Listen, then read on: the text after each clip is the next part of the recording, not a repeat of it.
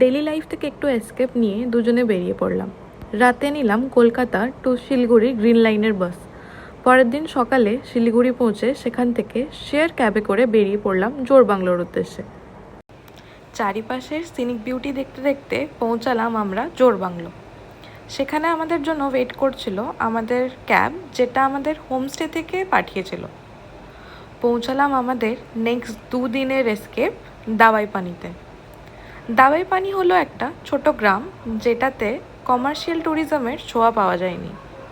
শিলিগুড়ি থেকে অলমোস্ট 70 কিলোমিটারের রাস্তা, তবে অ্যাকচুয়াল অফ বিট। একটু অফ রোডিং রাস্তা পেরিয়ে পৌঁছালাম আমাদের হোমস্টেতে। ভেতরে ঢুকে হোমস্টের যা ভিউ দেখতে পেয়েছি সেটা দেখে তো আমি অবাক।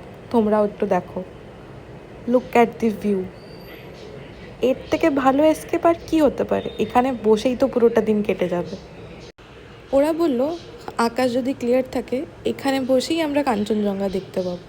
ভাবা যায়? যাই হোক, ততক্ষণে আমাদের প্রচণ্ড খিদে পেয়েছিল। খাওয়ার জায়গায় গিয়ে দেখলাম সমস্ত কিছু গরম গরম সার্ভ করেছে। একদম সিম্পল ঘরের রান্না, কিন্তু খেতে খুব ভালো ছিল। খাওয়ার পর আমরা হাঁটতে হাঁটতে একটু আশেপাশটা ঘুরে দেখছিলাম। এত সুন্দর দেখতে, ঘরে তো বসেই থাকতে পারছি না। দিগন্ত বিস্তৃত পাহাড়, মেঘ, সত্যি বলতে ওখানে গিয়ে মনটা পুরো জুড়িয়ে গেল। একটু পরেই সন্ধে নামলো, কিন্তু সন্ধ্যের এই দৃশ্যটার জন্য আমি একদম রেডি ছিলাম না। দূরের পাহাড়গুলোতে যেন জোনাকির মতন সব কিছু জ্বলছে। এত সুন্দর দেখতে, আর এত সুন্দর হাওয়া দিচ্ছিল। চারিপাশে বিভিন্ন ধরনের ফুল গাছে ভর্তি ছিল।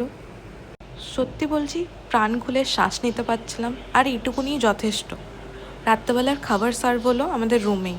রুটি ছিল, একটা ভেজ তরকারি ছিল, আর সাথে ছিল চিকেন। পুরোটাই ঘরের রান্না, একদম রিচ নয়,